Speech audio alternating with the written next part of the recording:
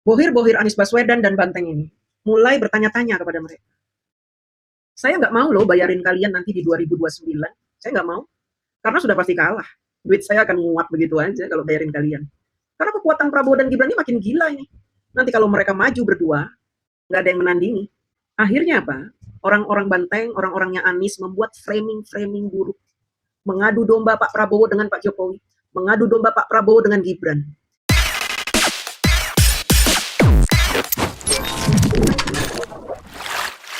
Framing baru muncul dari anak Banteng yang mengatakan bahwa tugas Mas Gibran keliling Indonesia merupakan kampanye terselubung. Kita dengarkan kegoblokan anak Banteng.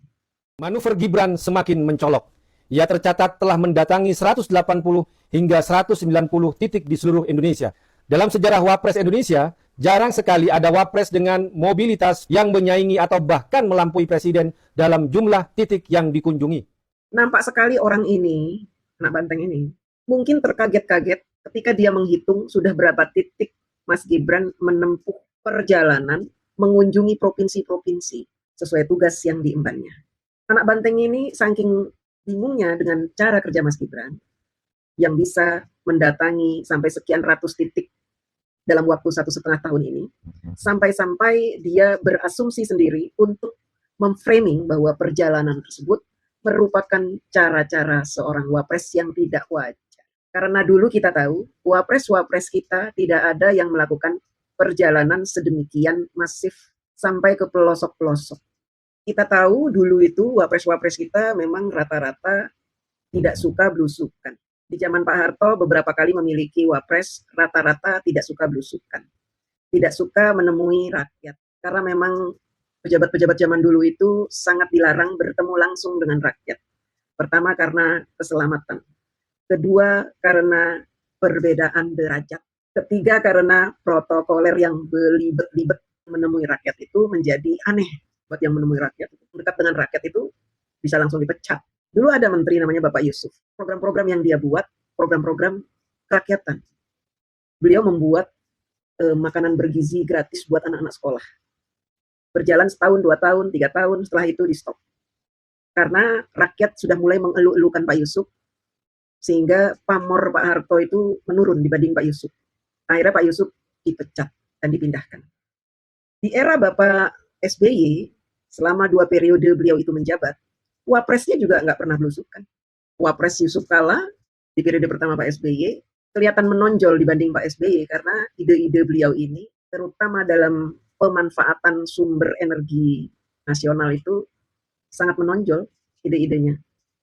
Mewajibkan seluruh rakyat untuk menggunakan gas, melarang seluruh rakyat untuk menggunakan minyak tanah, hingga harga minyak tanah menjadi mahal. Harga gas murah. Rakyat dipaksa untuk mengkonsumsi gas. Ide Bapak Yusuf Kala inilah yang menyebabkan beliau lebih tenar daripada Pak SBY. Tetapi dalam hal ini Yusuf Kala belum pernah mendatangi rakyat, say hello, menjawab pertanyaan rakyat, membuat tempat-tempat pengaduan. Karena Yusuf Kala orang elit, kelasnya kelas elit, sehingga ada jarak yang sangat jauh antara Yusuf Kala dengan rakyat. Di era Bapak Soeharto sampai Bapak SBY, memang jarak antara pejabat dengan rakyat itu sangat jauh. Rakyat tidak bisa menemui pejabat. Rakyat yang ingin berjumpa dengan pejabat di hari-hari tertentu, itu pun harus di screening dulu. Ada skenarionya, tidak bisa ujuk-ujuk ketemu. Berbeda dengan zaman Bapak Jokowi. Bapak Jokowi menghapus jarak antara presiden dengan rakyat, antara pejabat dengan rakyat, bahkan antara presiden dengan rakyat. Tidak berjarak lagi. Menghapus budaya jarak antara rakyat dengan pejabat ini sulitnya luar biasa. Gara-gara Pak Jokowi menghapus jarak antara rakyat dengan pejabat inilah yang menyebabkan Pak Jokowi dibenci oleh kalangan pejabat, mantan-mantan pejabat. Karena dianggap Pak Jokowi ini pencitraan. Padahal apa yang dilakukan oleh Pak Jokowi semata untuk menghapuskan yang namanya perbedaan antara rakyat dengan pimpinan negara. Karena di mata Tuhan, siapapun itu sama. Pak Jokowi sedang menerapkan ajaran Islam dengan sangat baik tanpa jualan ayat, apalagi mayat. Tetapi justru Pak Jokowi dituduh pencitraan dan tuduhan ini sampai sekarang masih abadi. Terus saja dituduh pencitraan. Padahal beliau sudah pensiun. Bagaimana dengan Mas Gibran? Apakah Mas Gibran ketika menjadi wapres bertemu dengan rakyat itu dalam rangka pencitraan? Coba kita dengarkan pendapat dari anak banteng ini lagi ya, teman-teman ya. Angka ini fantastis untuk seorang wakil presiden dalam waktu yang sangat singkat. Namun fakta 180 hingga 190 titik bukan sekedar angka, melainkan anomali politik. Gibran tampaknya sedang bersiap untuk 2029 lebih cepat dari Presiden Prabowo sendiri. Orang ini berasumsi bahwa yang dilakukan oleh Mas Gibran adalah keinginan dia sendiri untuk bersaing dengan Pak Prabowo dalam rangka Pilpres 2029. Jadi memang isi kepala anak banteng ini isinya mungkin tai doang ya. Mas Gibran adalah pembantu presiden.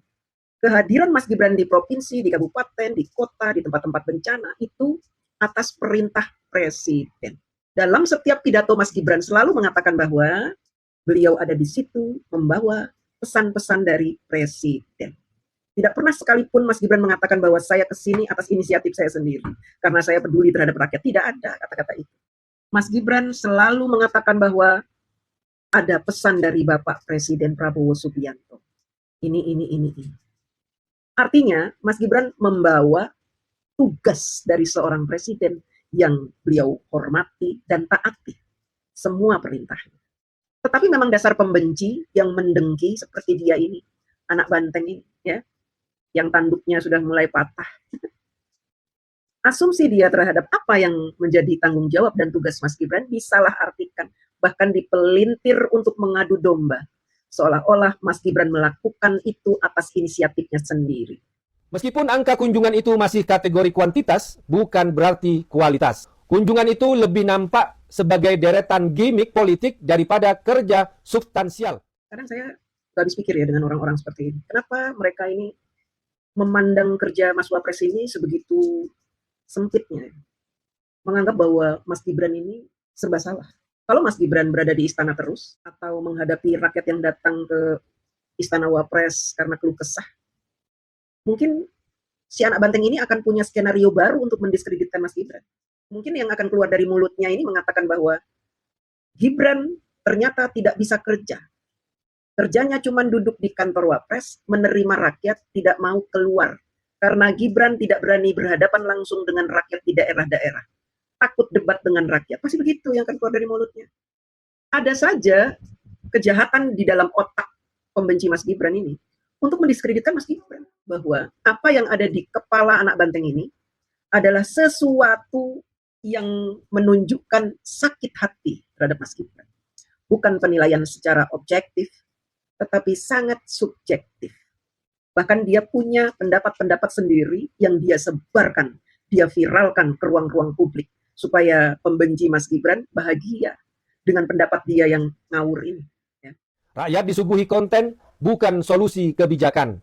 Ini adalah kampanye terselubung yang dibiayai fasilitas negara. Ya, anak banteng ini rata-rata goblok. Mereka menganggap Wapres itu bisa membuat kebijakan. Tololnya itu sudah nggak ketulungan. Ya, ketololan yang hakiki ya milik anak banteng. Mereka menjadi tidak bisa berpikir waras karena penuh kebencian, kedengkian, iri hati. Gara-gara Mas Gibran kalah jagoannya. Nyungsep parpolnya. Cuma dikasih 16%. Malu. Padahal di DPR mereka menguasai DPR. Tetapi faktanya ketika rakyat memilih dengan kesadaran, mereka cuma dikasih 16%. Artinya pendukung banteng di seluruh Indonesia itu sudah tidak ada. Rakyat sudah tidak percaya kepada banteng. Karena itulah dia sakit hati. Kader-kader PDIP merasa sakit hati. Menurut mereka ya gara-gara Pak Jokowi dan Mas Gibran, parpolnya jadi nggak laku. Padahal bukan itu. Bukan gara-gara Pak Jokowi dan Mas Gibran, tapi gara-gara banteng itu sendiri yang terlalu rakus untuk menguasai Indonesia. Belum saatnya dia bisa berkuasa, tapi memaksakan diri. Seolah-olah mereka punya kemampuan. Pak Jokowi itu dianggap angin lalu. Banteng punya banyak suara bukan karena Jokowi, bukan karena Gibran. Dan ketika fakta memberikan informasi nyata bahwa PDIP dipilih karena di dalamnya ada sosok Pak Jokowi, mereka tidak mau mengakui itu, bahkan menuduh bahwa Pak Jokowi dan Mas Gibran adalah penyebab banteng nyungsep. Ya memang betul, banteng nyungsep karena banteng tidak tahu terima kasih kepada Pak Jokowi. Banteng merendahkan Pak Jokowi. Jadi menurut dia, kalau ada wakil presiden yang bekerja dengan menggunakan fasilitas negara, biaya negara, maka itu adalah kampanye. Goblok dia. Waktu zaman SBY kalau keliling Indonesia gitu, artinya kampanye gitu. Aduh. Pak Jokowi ketika keliling Indonesia kampanye dong. Hah? Kok nggak ngomong begitu waktu kamu masih dukung Pak Jokowi dulu? Waktu kamu masih menjilat-jilat Pak Jokowi, kamu nggak ngomong gitu. Nggak bilang katanya Pak Jokowi kampanye terselubung. Kok sekarang kamu bilang Mas Gibran kampanye terselubung? Gimana sih kamu? Kamu jadi banteng tolol aja deh, jangan jadi banteng yang naif. Cukup jadi banteng yang tolol dan nyungsep. Ya. Jangan naif kamu. Gibran sedang membangun infrastruktur politik personal secara agresif. Manuver ini diperkuat oleh peran Jokowi di balik layar. Mas Gibran sedang menjalankan perintah negara untuk mengunjungi rakyat, mendengarkan keluh kesahnya, melayani rakyat ke seluruh Indonesia atas perintah presiden tentunya. Karena Mas Gibran menjadi wapres membawa amanah rakyat. Kalau seorang wapres bekerja melayani rakyat keliling Indonesia, kamu tuduh sedang bermanuver. Artinya, kamu ingin mengatakan kepada publik bahwa wakil presiden sebaiknya tidak keliling Indonesia, tapi di kantor saja, ngopi-ngopi saja, nggak usah ngapa-ngapain, udah diem aja. Kalau ada rapat, rapat. Kalau nggak ada rapat, nggak usah ngapa-ngapain. Pak Prabowo menunjuk Mas Gibran untuk menjalankan tugas-tugas kepresidenan yang tidak bisa beliau lakukan, yaitu keliling Indonesia. Karena Pak Prabowo sudah usia, sehingga kekuatan beliau tidak seperti anak muda seperti Mas Wapres, maka tugas-tugas keliling dan menyapa rakyat diberikan kepada Mas Gibran. Itu namanya kerja teamwork yang baik antara Pak Prabowo dan Mas Wapres. Tentunya sebagai presiden yang memilih Mas Wapres untuk menjadi wakilnya, dan seorang Prabowo Subianto meminta izin kepada bapaknya sampai 5 kali untuk meminang Mas Gibran sebagai wapres, tentunya Bapak Prabowo tidak merasa Mas Gibran sedang bermanuver ketika menjalankan perintah Bapak Prabowo. Kok kamu bisa-bisanya mengatakan ini? Kamu berusaha untuk mengadu domba nih ceritanya. Nggak bakal bisa Pak Prabowo diadu domba. Memangnya siapa yang akan mengunjungi rakyat kalau Bapak Prabowo tidak punya kemampuan untuk keliling Indonesia? Hah? Kamu yang mau mengunjungi rakyat, nemuin rakyat, kamu itu siapa? Siapa selain Mas Gibran?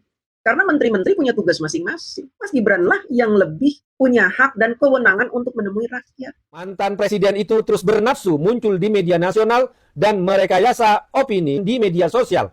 Jokowi seolah menjadi tim sukses abadi agar nama Gibran tidak tenggelam. Pak Jokowi muncul di media, itu karena kalian mencari-cari kesalahannya.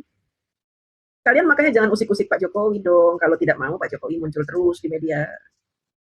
Janganlah kalian usik-usik ijazahnya, kalau tidak mau nama Pak Jokowi muncul terus di media. Yang menyebabkan Pak Jokowi namanya terus ada di atas itu kan kalian para pembenci. Kalian ini bodohnya kebangetan. Ingin menjatuhkan Pak Jokowi, selalu gagal, justru menyebabkan Pak Jokowi namanya melambung tinggi dan selalu disebut-sebut oleh media. Dan akhirnya otomatis mengangkat nama Mas Gibran juga. Itu kan maunya kalian seperti itu. Maunya menjatuhkan ternyata nggak bisa, justru malah menaikkan derajat Pak Jokowi. Ya jangan salahin Pak Jokowi dong kalau begitu. Kamu harus mulai mengubah cara. Jangan kamu sebut-sebut nama Pak Jokowi lagi, nama Mas Gibran lagi. Jangan mencari-cari kesalahan Pak Jokowi. Kalau ingin, Pak Jokowi namanya tidak ada di media. Tapi kan namanya kedengkian itu tidak bisa kalian tuakan diam saja melihat Pak Jokowi. Pasti orang benci, orang penuh kedengkian itu pasti akan ngoceh ngomong di mana-mana itu. Supaya orang membenci Pak Jokowi dan Mas Gibran. Giliran Pak Jokowi dan Mas Gibran namanya naik ke atas, kamunya yang repot sendiri. Segala isu direspon oleh Jokowi hanya untuk menjaga elektabilitas sang anak. Segala isu dikomentari oleh Jokowi agar dia terus diperbincangkan. Memang Pak Jokowi selalu menjawab isu. Isu apa yang dijawab Pak Jokowi? Kalau ada wartawan datang ujuk-ujuk, Pak, saya mau bertanya. Saya nggak mau jawab begitu. Nanti dibilang pelongo-pelongo, nggak bisa jawab pertanyaan wartawan. Gimana sih? Serba salah Pak Jokowi. Jadi Pak Jokowi itu serba salah, teman-teman. Menjawab pertanyaan wartawan atas isu-isu yang beredar. Disalah-salahin sama dia. Ya. Nggak menjawab, dibilang pelongo-pelongo. Kalau Pak Jokowi ngomong, kok tanya saya? Dibilang pelongo-pelongo, dijadiin joke-joke, dibully. Itulah serba salahnya menjadi Pak Jokowi. Sekarang Mas Gibran serba salah, kerja disalahin. Dibilang mau manuver, dibilang mau kampanye. Kampanye apa? Masih lama kampanye. Rupanya anak banteng ini sudah sangat khawatir dengan posisi Mas Gibran yang semakin dicintai oleh rakyat di mana-mana. Udah mulai khawatir.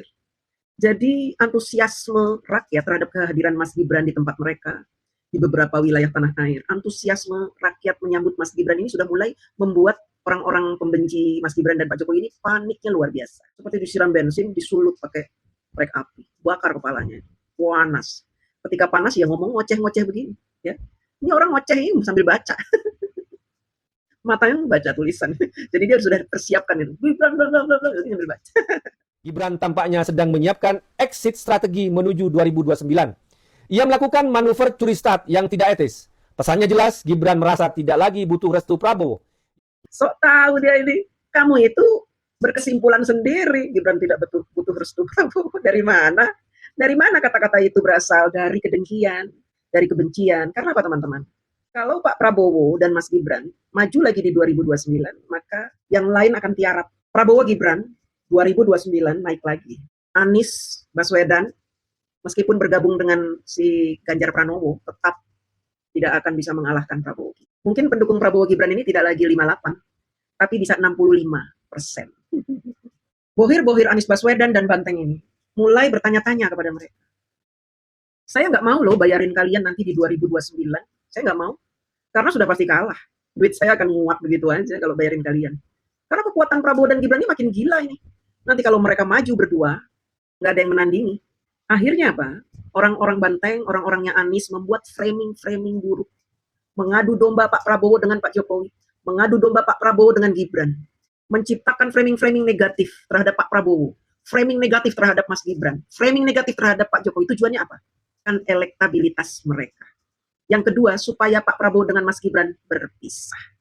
Tentu Anies Baswedan dan Ganjar Pranowo masih punya kesempatan untuk menang menjadi presiden, dan bohir-bohirnya mau membiayai mereka. Tetapi selama Prabowo dan Mas Gibran bersatu, bohir-bohir tidak akan mau membiayai Anies Baswedan dan Ganjar Pranowo. Duit. Bohir-bohir nggak mau rugi. Saya nanti bayarin kamu. Saya tahu udah pasti kalah, ngapain, mendingan duit saya buat saya investasikan yang lain. Daripada bayar Anies Baswedan, bayar Ganjar Pranowo. Kecuali kalian berhasil sekarang ini sudah membuat framing, menjatuhkan Prabowo Gibran, menjatuhkan Pak Jokowi, memisahkan mereka itu. Selama Pak Prabowo bergabung dengan Pak Jokowi, bergabung dengan Mas Gibran, gak akan menang kita melawan mereka. Udah, kamu cari duit sendirilah untuk pilpres. Nah, mati kan mereka. Makanya segala cara dipakai untuk memisahkan Prabowo dengan Mas Gibran. Terima kasih.